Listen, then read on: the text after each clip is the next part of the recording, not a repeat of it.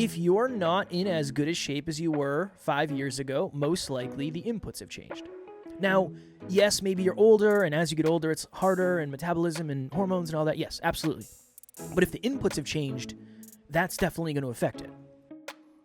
The reason why you're always hearing me talk about numbers and why you're always hearing me say, oh, congratulations, 54 a week, like, it's not about, I'm not flexing on this. I'm saying I'm proud of the inputs because those inputs are bringing us toward our goals and dreams and helping people, so many people. Next Level Nation, welcome back to another episode of Next Level University, where we help you level up your life, your love, your health, and your wealth. Today, for episode number 1880, is Freestyle Friday. And on Freestyle Friday, for those of you who may be new, we don't have a topic in mind. We just kind of chat and see what comes up. And this is what is coming up for me. I had a conversation, so two things. I had a conversation with somebody yesterday, a client, and we always kind of have the last thing we say before we sign off. And I said the main focus for you right now has to be inputs, not outputs. Inputs, inputs, inputs, inputs, inputs, not outputs. Because what happened to this client was they started focusing on outputs and they stopped doing the things that got them there in the first place. So my theme for today's Freestyle Friday is when you stop doing what got you to the dance, you don't get to dance anymore. But it's very easy to forget. It's very easy to forget what brought you success in business, in fitness, in your dream chasing, in your relationships, whatever it is, in your personal life, in your weight loss journey, in your mental health journey. It's very easy to forget that. And I think and I'm curious to your take, Alan, because obviously you want to get results, you want to get outputs. Why is it so important to measure inputs as opposed to measuring outputs? Love it. So excited. First of all, Alan is an engineer. We'll just throw that out there. Thank you. He's I an was going to engineer. say that. So, I was going to say that. I had a listener and client reach out and say, I love that you're saying that because it helps you lean into who you are. It was awesome. So, That's fair, and yeah. she's also married to someone who went to engineering school and she knows a bunch of engineers. So she can't imagine not knowing engineers either. And she said something along the lines of very different circles. It is interesting. It's definitely fascinating. I can't imagine that world either. But anyways, okay, so what you're referring to is something we teach called systems thinking. We teach it in group coaching. Do you want to do the egg story thing? Yeah, sure. I know we don't have a ton of time for today's episode. So I'm somebody who's very lazy when it comes to cooking. I don't really like cooking, and I also don't require very high-quality meals. Same. So I like to keep it simple. So I remember one day I was thinking to myself, there's got to be a way I can just crack an egg onto a piece of bread, throw it in the air fryer, or a couple pieces of bread and a couple eggs, and then find a way to make a sandwich. And I tried it for myself the first time, and when I cracked the egg on the bread, it just went everywhere in the air fryer. It became a hot, stinky, burnt mess. So that didn't work. So what I did was I went online and figured out how to actually do it. So I had an idea. So my input was, I think this is going to work. I'm going to put the egg in I'm going to put the sandwich in for 15 minutes on 400 degrees. That didn't work. Maybe it was burnt. Maybe it was undercooked, whatever. So I tested again. So the output I got, I'm effing this whole thing up. The input was I put my sandwich in the air fryer for 15 minutes on 400 degrees. The output was an inedible hockey puck of a sandwich. Did you still hammer it? You hammered it. Yeah. I'm not going to waste it. You put barbecue sauce on anything burnt, it'll go down. You can pretty much eat it. I remember Kevin said this one time. I talked about Nutella. He said you could put Nutella on a golf ball and I'd swallow that. Yeah, I'd swallow that right down. Nutella is the best thing on the planet. I know it's got a ton of sugar. I know it's not great for you, but in a bulk, a peanut butter and Nutella sandwich. Are you kidding me? Are you kidding me? The best thing ever. That was Kevin's life after his fitness show. It was, yeah. I ate a lot of Nutella after my fitness shows. So when you get the output of the burnt sandwich, then you measure it. And then you say, okay, well, what went wrong here? Did I cook it for too long? Was the temperature too hot? Where did I go wrong? And then you use that to recalibrate your prediction. And then you rinse and repeat that. The reason recipes are so valuable is because somebody already figured out the system for you. Mm-hmm. They know the strategy of how long, the temperature, whatever, when to flip it. I know it's a very simple example, but I do think that's one of the best examples ever when it comes to systems thinking. Well, you asked me why is it important to measure inputs? The systems thinking framework, I have it up on my other computer, is input of time, effort, or money, output, which is whatever you're measuring, whatever result you want. And then the third step is measure, which we just talked about. And then 4 is adjust. So you want to start a podcast. So you do an episode, you record an episode. The output was hot garbage. Okay. You measure it. You review it. Okay. I say too much. I say too much. Okay. That's not great. And then you adjust. If you were to look at episode 1000 versus episode this one, it would be very different. Even your camera angle is a little different than it was just 10 episodes ago. Our thumbnails are different. Everything. Yeah. I think everything is systems thinking. What did you think about? Let me answer your original question first. Why does it matter to measure inputs? You have to measure inputs and outputs. Otherwise, you don't understand the whole equation. And why does that matter? If you don't understand the whole equation, you can't adjust to get better results. Every single one of us is getting results in life. You're getting specific results. And I was talking to a client yesterday, and she said most people don't know how they're getting the results. And the last thing they're going to do is admit that you're the reason. That's fair. And this is what I do with coaching. This is it. I mean, I talk about it all the time: goals, metrics, habits, skills, and identity. And the goal is the output that you want.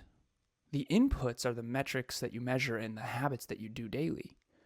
And so Kevin and I, for the last almost 8 years, I've been helping him and myself. We are constantly going back to the drawing board of, okay, where are we fucking up? Where are we not doing what we need to be doing, and where are we wasting time and effort on things that don't actually matter? And that's why I really strongly disagree. I think it's so important to study. That's the value of studying. Why study podcasting?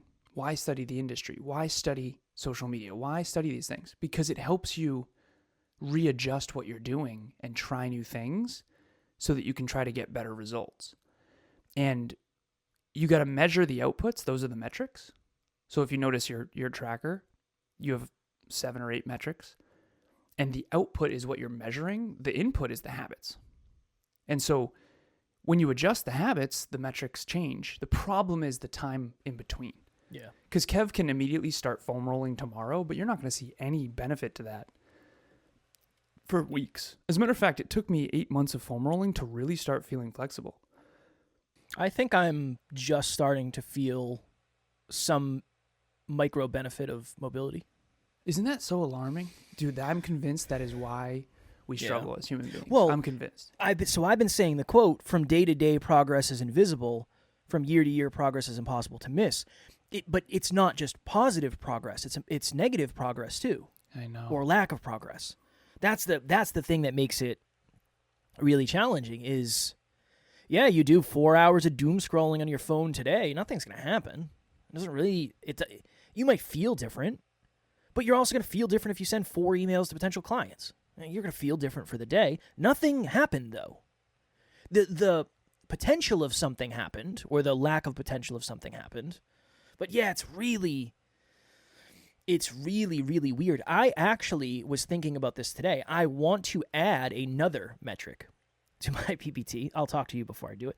But I want to add inputs for specific things, like inputs for whatever. I want to measure that more than anything else.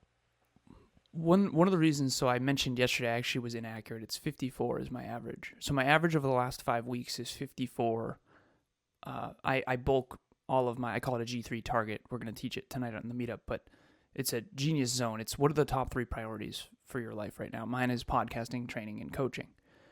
And my average per week over the last 4 or 5 weeks is 54.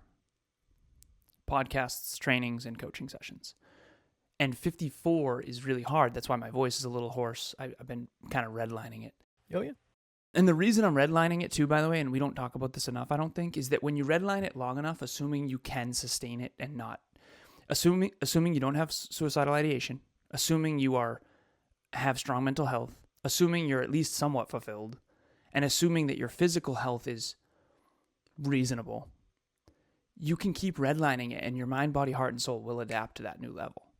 If I put 5-year ago Kev into your current life, you would immediately burn to the ground. Why? Because we don't talk about this enough. In my opinion, the body and mind adapt. The amount of pressure you and I are under is normal now. That would have crushed you in the beginning. I mean, in the beginning, you didn't have a wife, you didn't have a team, you didn't have, you just didn't have that much responsibility. And so I think ultimately, my point though is the reason why you're always hearing me talk about numbers and why you're always hearing me say, oh, congratulations, 54 a week. Like, it's not about, I'm not flexing on this. I'm saying I'm proud of the inputs. Right. Because those inputs are bringing us toward our goals and dreams and helping people, so many people. That's really why I'm saying it. Like, I don't just hear, oh, good for you, Alan, you did 54. How many people am I helping? I mean, it's unreal, right? So I'm proud of that because 54 would have been impossible for me before. Seriously, I couldn't. 5 years ago, there's no way I could have done that shit. Hello, NLU listener. Thank you, as always, for listening to Next Level University. Real quick, I just want to jump in and let you know about the Next Level Dreamliner. This is a journal that I use every single day. Achieve your dreams 90 days at a time. It breaks down your dreams into goals, milestones, and daily habits. We hope you enjoy it. The link will be in the show notes. Yeah, well, even the podcast is a good example. I think when people say, they think, okay, you've done 1,880 episodes. Same to me. Those are all inputs. It's like, yeah, cool. The output is whatever has come of it. But the reason we do one a day is because we want to add as much value as possible. That's the input. Let me do an episode every day. That's the input. That's what you measure. And then what comes of that is awesome. And as long as you're focused on improving and doing it consistently and all that. But I understand why it's almost like you have to complete the full cycle in order to appreciate the cycle. You have to sit down one day and say, what would make the most sense for me to accomplish goal A? Like, what is the first thing I have to do? Okay, that's the input. Great example. I was talking to a client the other day, and this client is a therapist. And I said, well, they said they booked an emergency, I don't even know, like 12 sessions with me. I was like, when I saw all 12 come through, I said, something's going on. There's something happening. That's awesome. And the first call, she said, I am running out of money because I'm not getting clients like I used to. And the first thing was, okay, cool. When you had the most clients, what were you doing? Yeah. What were the behaviors? Exactly the question. Yeah. What were you doing? What were the behaviors? Different? And she gave me a list of them. And I said, okay, we have to start going back to that. And I said, okay, out of all of those things, out of those 5 things, what was the one thing that brought you the most results? Nice. And she said it to me. And she said, it's so weird because I never make $1 doing that thing. Yep. But it always leads to the things I want. And I said, we're thinking about outputs. No, you got to think about input. How many times can you do that? It's the analogy Alan's used before. If you could go to Las Vegas and put $1 into a slot machine, and eventually, not immediately, but eventually that dollar came out as $50. How long would you do that for? You do it forever. Well, here's the problem. In entrepreneurship, you put $1 in, you get punched in the face 15 times, and then 4 years later, you get $47. It is. Well, 4 years later, you might get $2.50. Yeah. But then 15 years later, you get $3 million out of it. Yeah. But that's you're barely alive. That's the conversation. If you're not in as good a shape as you were 5 years ago, most likely the inputs have changed. Yeah. Now, yes, maybe you're older, and as you get older, it's harder, and metabolism and hormones and all that. Yes, absolutely. But if the inputs have changed, that's definitely going to affect it. What did you used to? I remember one time, Kevin and I had a really big month. It was the most money we'd ever made up to that point. It was like $24,000 or something like that. And you and I were about to record, and I had my Remarkable, and I was preparing for the episodes. It was back when we took notes before these, and we didn't know what the hell we were doing. But still don't. I remember you saying, "Did you hear me?" Because I was unfazed, and you're like, "Did you not hear me? What's the deal?" And I think it threw you for a loop a little bit. And I said, "Kev, I don't take my focus off of the thing that brought the money to celebrate the money. Like the money is a byproduct. It's, But you've always been weird in that. I like can we talk about that weirdness? Because there's something to that, right? You're here's what extreme. that was. I was more focused on the input. Yeah, you're extreme on that, though. You're extreme on that. Not in a bad way. Not in a bad way. Yeah. But I remember Alan and I were in California for an event, and we were interviewing people, and we were on the Pacific Coast Highway. And I remember saying, dude, we should stop and get like a really nice lunch today or a really nice dinner. And you're like, Kev, that's the dumbest shit I've ever heard in my life. And we ended up eating at a burrito place, and it was fire. It was really good. Yeah, that was awesome. But we ended up eating at a burrito truck on the, like, overlooking the Pacific Ocean. It was wonderful. It was awesome. I wanted to get a really nice dinner because for me, I want to celebrate accomplishments. I now realize why that was such an L for you.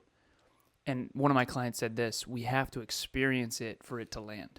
100%. I'm emotionally driven. I got to experience I told Alan, I had to drop my car off to get an oil change and there was some recall. And they gave me Is that what that was? They charged us for the recall? No, I needed an alignment and yeah. a tire. All that was covered. But they gave me a 2025 rental. And it was so much nicer than my car. So much faster and so much louder. And that, for me, I'm telling you, it does something. Yeah. I don't know how to explain it. It unlocks a possibility that I never thought was possible. When you put yourself in a position, when you put yourself in an environment that you never thought you would get to, something happens. Now, I'm not saying you wake up the next day and you manifest the thing. That's not how it works. But I do think it creates inspiration. Can manifest the payment. Yeah, it can definitely manifest the payment. God, I don't know how much that would be. But yeah, it probably creates inspiration. It probably creates extra motivation. But what I think it creates is extra belief. Yeah. That. It creates extra certainty, extra awareness, and familiarity. And there's something to that. I don't know. Is there something like, oh, this is possible? This is real? Yeah. Because for me, and I don't want this to ever come off as pretentious or arrogant. At the end of the day, I just want to be myself. So I'm an engineer. There's no difference between experience and like theoretical. Like when we made the 24,000, there was no like, oh, I'm so, whoa. I'm grateful. Don't get me wrong. I'm grateful. Emilia. Yeah, you true. You never get to say that because your relationship is better than you ever thought it could be. That's a fact. And the truth is that I think that's actually the distinction. It's not just that I believe it. I never thought that my relationship would ever be as good as it is. So for me, it was like, whoa. Yeah. This is that when I first started dating Emilia, it was breaking my brain how good this was. Our very first date, I said that I was struggling with something, and she said, what do you need from me in moments when you're struggling? And I didn't even, I went into immediately what she would need. She's like, no, you didn't hear me. What do you need from me in those moments? And I'm like, wait a minute. You care about the kid. And that was our first date. Yeah. On our first date, she's asking what I need from her when I'm struggling. On our first date. What? I'm willing to bet there's people out there that are like, they wouldn't be surprised if that happened. Yeah, which makes sense because the success versus the relationship. 100%. If you're really good at success, I've never said this on the podcast before. If you're really, really, really good at achievement, it's very hard to be good at relationships. Most of the people, look at the people that are the best in the world at achievement. Yeah. They're not likable people. That most people like vehemently dislike them or don't understand them or villainize them or call them nuts or crazy or whatever. So, I mean, the engineer thing, no one likes engineers. I have one engineer I'm thinking of who runs an entire company. Everyone's making millions. He built the whole thing and no one even likes him. They think he's a dick. And it's like, but all of your careers were built through his ability to build this company. There's got to be something for that. I don't understand it fully because I've never. Well, I think that's a different episode. That's a different episode. Fair. Back to systems thinking. Yeah. You can't want success without the system. It's an impossibility. You say, well, you can want it. You can want it. You probably won't can't expect it. Yeah, you won't get it. The truth is you won't get it without the system. Well, that's the reason most people don't have the results that they want is they don't have the system yet. That's all it is. The system is the strategy. That's it. Yeah. The system is the Or is the they don't strategy. implement the strategy. Fair. Because you can have the strategy and then hang Fair. out. Fair. And the truth is goal 1 is figure out what you actually want. What's the output you're going for? Focus 2 is what are the inputs necessary to achieve that? Third is consistently do them long enough to actually get some results. And then the fourth is adjust accordingly and never stop adjusting. And here's the thing, and I was talking to a client yesterday about this. She said, I've never been more, I said, true or false? I do true, false, semi-true. My clients know that. True or false, you're the most fulfilled you've ever been? She said, yes. I said, true or false, you're the most dialed in you've ever been? She said, yes. I already know. I can tell. I can see it on you. You're pumped. You're burning down, but you're pumped. Your energy is fulfilled, but yet you're struggle bussing. Versus the opposite of like someone who's celebrating and just came off vacation. They're very refilled, but they're kind of unfulfilled and lost. There's a different energy about it. Right now, you're not like, even Kev right now, if you're on YouTube, he didn't just get back from vacation. You can tell. He's not like this full, abundant, I'm pumped about life cup. However, he is fulfilled and centered. That's the energy I'm looking for. Fulfilled and centered is much better than like frolicky and hungover or whatever. Okay, so anyways, goal 1, what's the goal? Goal 2, what's the system that's going to get you to the goal? Goal 3 is execute against the system. Goal 4 is consistently adjust accordingly toward it. And when you are redlining, you have to be careful not to immediately lower the target. Most people, when it's not working, instead of figuring out how to get it and innovate and transform, they actually lower the target. So 10 pounds in 10 weeks. Well, you know, I'll give you a really extreme example. I'm scared to share this a little bit. So I was 4 days out, still 4 pounds away. Most people would have lowered the target and texted Kev and say, I can't do it, man. I can't do it. I can't weigh in. I can't do it. And I decided, no, I'm going to do a dehydrated marathon. The reason why I did that is because I didn't want to lose belief. I needed to prove to myself that I could still weigh in. And so I could have lowered the target. I could have been like, brother, it's not that big a deal. And sometimes you got to do that out of self-preservation. I'm not saying to be reckless and do what I did, but don't always lower the target. If you're constantly lowering the target, I see people do this all the time. Last thing. You can't just lower the target the moment it's not working. Instead of lowering the target, figure out how to hit the target. Maybe it's going to take more time. Maybe it's going to take more effort. Maybe you got to invest in a coach. Maybe you got to get a therapist. Maybe you got to learn more. Maybe you got to get a better book. Maybe you got to put in more effort. Maybe you got to wake up earlier. Maybe you got to go to bed earlier. Dude, instead of lowering targets, lowering standards, you have to figure out a way to innovate. And I'm convinced that over time, that changes everything. And then your new walking pace becomes other people's all-out sprint. Well, it's the hard thing, and this is the thing that I say to clients, is you can't ever, even when the garden is full, you can't stop planting seeds. That's all. And that's planting seeds is the input. The fruits of the labor are the output, but you can never stop planting seeds. So that would be my takeaway in today's episode. If you are struggling with systems thinking and you're trying to figure out what the system is, reach out to Alan. Because I guarantee in a 30-minute free call, totally free, no strings attached, not going to sell you anything, he can help you come up with a system to reverse engineer whatever it is that you're trying to accomplish. So I'll have the link in the show notes below. And if you are looking for a group of like-minded humans who are into growth and on the path of evolution, just like you are, to the next levelness, we will have the link for Next Level Nation in the show notes as well. As always, we love you. We appreciate you. Grateful for each and every one of you. And at NLU, we do not have fans. We have family. We will talk to you all tomorrow. Keep thinking strategically. Next Level Nation.